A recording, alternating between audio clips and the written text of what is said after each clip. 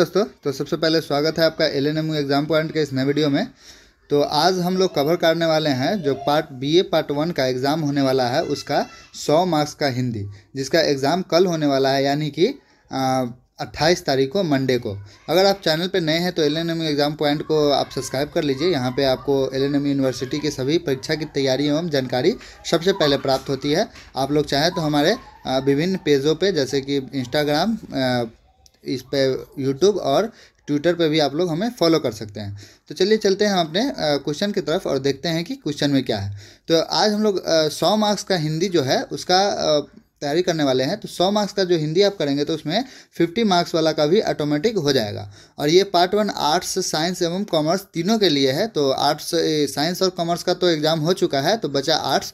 तो आर्ट्स वालों के लिए ये आधुनिक हिंदी काव्य सरिता, इसका मतलब ये है कि आपका जो सिलेबस है उसमें 2 बुक हैं, यानी कि बुक 1 और बुक 2 करके, पेपर 1 पेपर 2 करके है। तो पहला है, उसका नाम है हिंदी काव्य सरिता, जिसमें कि 5 लेखक मिलके उसमें लिखे हुए हैं, जैसे कि जयशंकर प्रसाद जी है, बैद्यनाथ मिश्र जी हैं, रामधारी सिंह दिनकर जी हैं, ऐसे करके कवि जो है वो लिखे हुए हैं, ईटीसी कवि हैं। और दूसरा जो है आपका दूसरा है व्यवहारिक हिंदी एवं हिंदी रचना, व्यवहारिक हिंदी और हिंदी रचना। तो इसमें हम लोग 100 क्वेश्चन करेंगे, किससे? वस्तुनिष्ठ प्रश्नोत्तर से। ये आधुनिक हिंदी काव्य सरिता, मतलब ऑब्जेक्टिव इसका। तो अगर आपको फिर आगे का चाहिए तो मैं वीडियो डालूंगा, अभी से लेके कल तक में मैं 400 के लगभग क्वेश्चन को कवर करूंगा। तो आप लोग डिस्क्रिप्शन में लिंक रहेगा वीडियो का आगे का, तो उसमें जाके देख सकते हैं। तो चलिए अपना 100 क्वेश्चन आज का देखते हैं। तो पहला क्वेश्चन है चंद्रगुप्त नाटक प्रथम कब प्रकाशित हुआ? तो इसका आंसर हो जाएगा ख, यानी कि सन 1931 में। सन 1931 में चंद्रगुप्त नाटक प्रथमतः प्रकाशित हुआ था।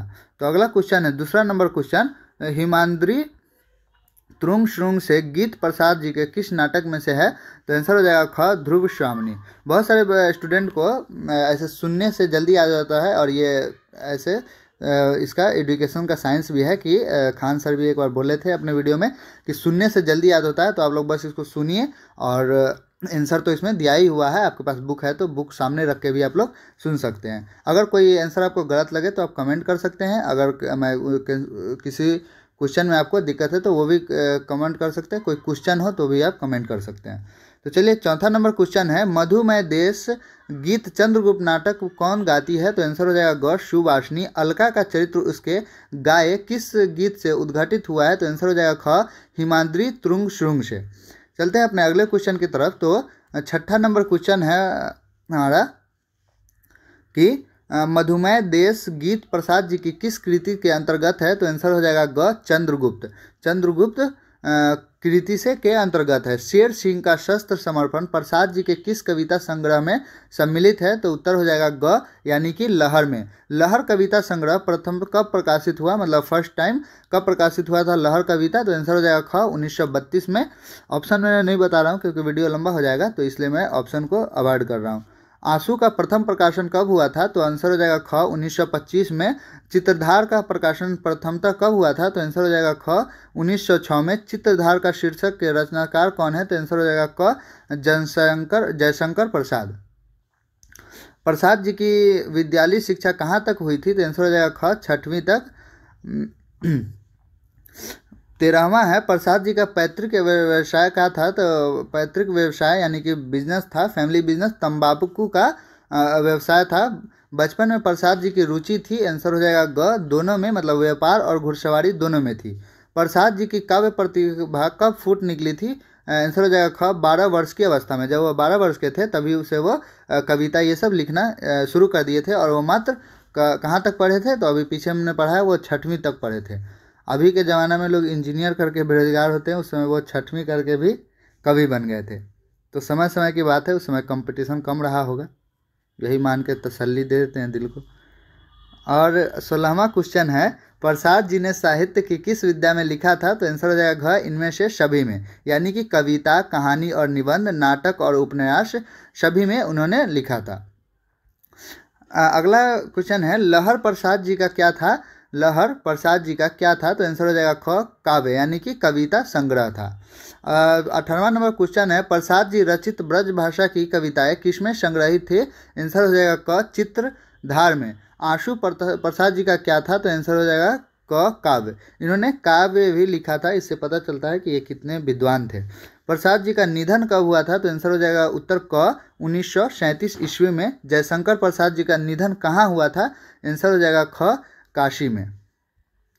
जयशंकर प्रसाद जी के पिता का नाम क्या था? 22वां नंबर है कि जयशंकर प्रसाद जी के पिता का नाम क्या था? तो आंसर हो जाएगा ख बाबू देवी प्रसाद।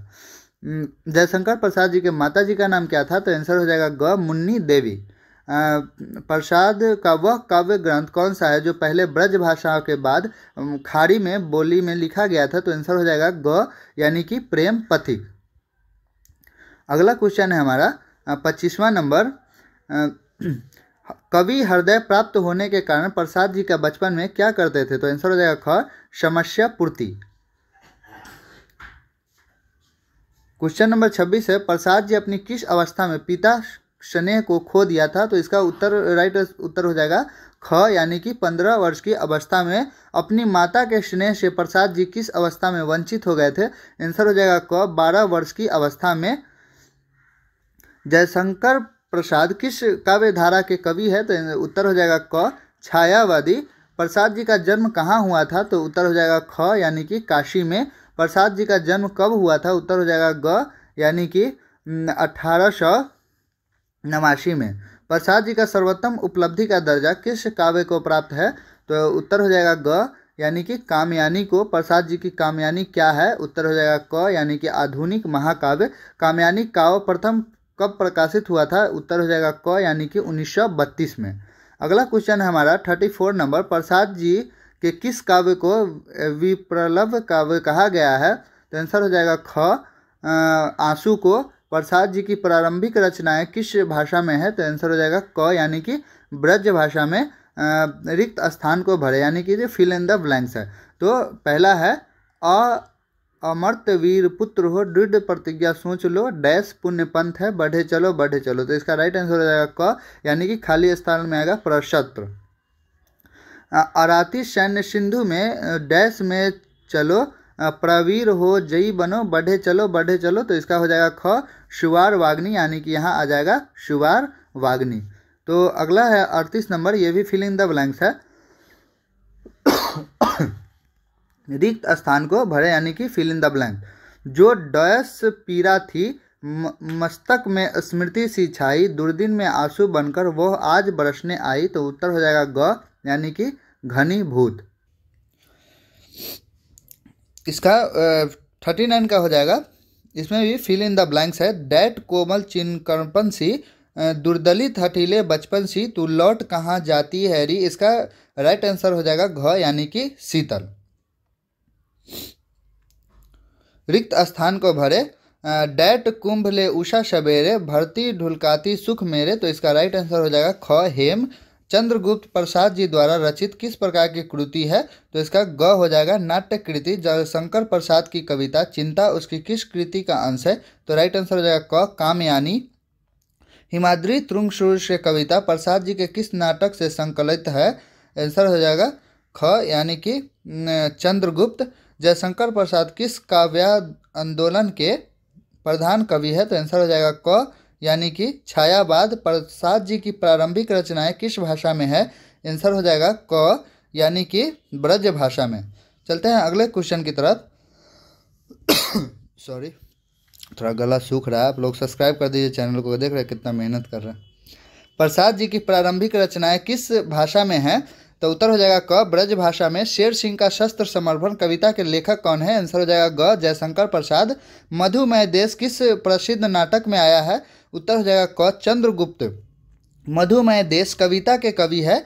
उत्तर हो जाएगा ख जयशंकर प्रसाद। अब अगला हमारा है सूर्यकांत त्रिपाठी। सूर्यकांत त्रिपाठी भी उसी के अंग है जिसमें जयशंकर प्रसाद है यानी कि काव्य संहिता के।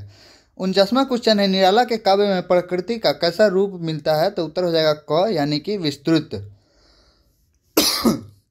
निराला की हिंदी कविता के प्रति सर्वोत्तम देन क्या मानी गई है? तो आंसर हो जाएगा ग दोनों, यानी कि विद्रोह और क्रांति की भाव और शैली में नवीनता और मौलिकता का समावेश। सॉरी गाइस, मैं पानी पी लेता हूँ थोड़ा। निराला की हिंदी कविता के प्रति क्या देन थी? तो आंसर हो जाएगा ख, यानी कि हिंदी कविता को निर्माण और सृष्टि की नई भाव भूमियाँ देते हैं। निराला किस युग के कवि है? तो आंसर हो जाएगा घ, छायावादी युग के। आंसर हो जाएगा 53वां क्वेश्चन है, निराला का जन्म कब हुआ था? तो इसका राइट आंसर हो जाएगा ग, यानी कि 1896 ईस्वी में निराला जी के काव्य में छायावादी काव्य धारा का कौन सा पक्ष व्यक्त हुआ है? आंसर हो जाएगा ख, स्वच्छंदतावादी। 55 है, निराला जी का जन्म कब हुआ था? तो निराला जी का जन्म हुआ था, राइट आंसर हो जाएगा ख, पश्चिम बंगाल के महिषादल राज्य में। सूर्यकांत त्रिपाठी निराला का निधन कब हुआ था? तो इनका निधन हुआ था 1961 में। और निधन कहाँ हुआ था? तो इसका राइट आंसर हो जाएगा प्रयागराज, यानी कि इलाहाबाद में। सूर्यकांत त्रिपाठी निराला के पिता का नाम क्या था? तो राइट आंसर हो जाएगा ग, राम सहाय त्रिपाठी। सूर्यकांत त्रिपाठी निराला की पत्नी का नाम क्या था? तो आंसर हो जाएगा क, मनोहरा देवी। सूर्यकांत त्रिपाठी निराला की पुत्री का नाम क्या था? तो आंसर हो जाएगा ख, यानी कि सरोज। चलते हैं अगले क्वेश्चन की तरफ। सूर्यकांत त्रिपाठी निराला जी के पुत्री का नाम क्या था? तो ख हो जाएगा सरोज। निराला की पहली कविता इनकी थी जो जन्मभूमि नाम से थी। निराला की पहली कविता संग्रह है, वो कौन सी थी? तो गंगा अनामिका थी, अनामिका, यानी कि राइट आंसर हो जाएगा ग। निराला जी का पहला निबंध, वो निबंध भी लिखते थे, तो निबंध कौन सा था? तो ब्रज भाषा का उच्चारण था। निराला जी का कवि व्यक्तित्व कैसा रहा था? तो राइट आंसर हो जाएगा ग, दोनों, यानी कि विद्रोही और ओजस्वी। धिक धिक जीवन को पाता ही डैश, धिक साधन के लिए सदा ही किया शोध। तो इसका हो जाएगा ख, विरोध। धिक धिक जीवन जो पाता ही आया विरोध, यानी कि ये फिल इन द ब्लैंक्स है। अगला क्वेश्चन है हमारा फिल इन द ब्लैंक्स का ही है, रिक्त स्थान को भरे। घ हो जाएगा, यानी कि विष्णु का ही मैं सुदर्शन चक्र हूँ, काम दुनिया में पड़ा ज्यो हूँ वक्र हूँ। रिक्त स्थान को भरे, ब्रह्मा हो तुम पद रज भर भी नहीं पूरा यह डैश। तो इसका हो जाएगा ग, यानी कि विश्व भार। रिक्त स्थान को भरे, बंद कचूकी के सब खोल दिए प्यार ने, डैश ने पल्लव पर्थक परसेती सिफाली के। ये हो जाएगा इसका ख, यानी कि यौवन उभर। ये शेफालिका कविता से है। शेफालिका कौन थी? ये क्वेश्चन बहुत बार बार आता है, भी आई में है। तो शेफालिका एक फूल का नाम था, शेफालिका एक फूल का नाम था। अगला क्वेश्चन है, क्रूर यहाँ पर कहलाता है और हृदय का सूर सदा ही दुर्बल क्रूर। तो इसका हो जाएगा क, यानी कि शूर। क्रूर यहाँ पर कहलाता है शूर। निराला के किस देन को सर्वाधिक प्रसिद्धि प्राप्त है? ख, मुक्त छंद को। दीन और शेफालिका, जागो फिर एक बार कविताएं निराला के किस कविता संग्रह में संग्रहित है? तो आंसर हो जाएगा क, परिमल। और शेफालिका कविता किनके द्वारा लिखी गई है? तो यह भी हो जाएगा इनका जयशंकर प्रसाद, सूर्यकांत त्रिपाठी निराला। सूर्यकांत त्रिपाठी निराला द्वारा लिखा गया था शेफालिका, और शेफालिका एक फूल का नाम था। समर अमर कर में कौन सा अलंकार है? समर अमर कर में कौन सा अलंकार है? तो आंसर हो जाएगा क, अनुप्रास। समर अमर कर शीर्षक के रचनाकार कौन है? तो आंसर हो जाएगा ख, यानी कि निराला, सूर्यकांत त्रिपाठी निराला। कुकुरमुत्ता कविता में कुकुरमुत्ता का कथन किसके प्रति होता है? तो आंसर हो जाएगा ख, गुलाब के प्रति। और एक और क्वेश्चन है, कुकुरमुत्ता किसका प्रतीक है? तो इसका होगा सर्वहरा। ये भी एक VVI क्वेश्चन है, इसको भी आप लोग ध्यान में रखिएगा। आप लोग जब इसको देखिएगा और तो अपने आप इसके अकॉर्डिंग जो क्वेश्चन होगा इससे संबंधित वो आपके माइंड में आता जाएगा। तो कुकुरमुत्ता किसका? सर्वहरा का प्रतीक है। निराला रचित कुकुरमुत्ता कविता उनके किस संग्रह में प्रकाशित हुई थी? तो आंसर हो जाएगा ग, नए पत्ते में। 76 नंबर क्वेश्चन 76, गरम पकौड़ी कविता निराला की कैसी कविता है? आंसर हो जाएगा ख, व्यंग्यात्मक कविता है, सरकास्टिक वे में लिखा गया पोएम है। तो कुकुरमुत्ता किसका प्रतीक है? देखिए इसका आंसर यहाँ क्वेश्चन मैं बता रहा था उसका यहाँ गया। कुकुरमुत्ता किसका प्रतीक है? आंसर हो जाएगा ख, शोषित का, यानी कि सर्वहरा भी उन्हें कहा जाता था। अगर ऑप्शन में शोषित रहेगा तो शोषित मानेंगे, सर्वहरा रहेगा तो सर्वहरा मानेंगे। निराला की दीन कविता उसके किस संग्रहित में है तो क हो जाएगा परिमल। राम की शक्ति पूजा निराला के सूर्यकांत त्रिपाठी निराला जी के किस संग्रह में संग्रहित है, तो आंसर हो जाएगा ख अनामिका।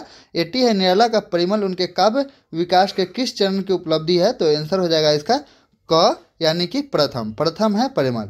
आज हम लोग 80 क्वेश्चन ही रहने देते हैं क्योंकि वीडियो बहुत लंबा हो जाएगा। आप लोग आगे का क्वेश्चन डिस्क्रिप्शन बॉक्स में मैं लिंक दे दूंगा, वहां से जाके आप लोग आगे का क्वेश्चन देख सकते हैं। अगर चैनल पे नए हैं तो चैनल को सब्सक्राइब कर दीजिए और बेल आइकन दबाना नहीं भूलिए और वीडियो को भी आप लोग लाइक कर दीजिए। तो चलिए मिलते हैं अगले वीडियो में, तब तक के लिए जय हिंद।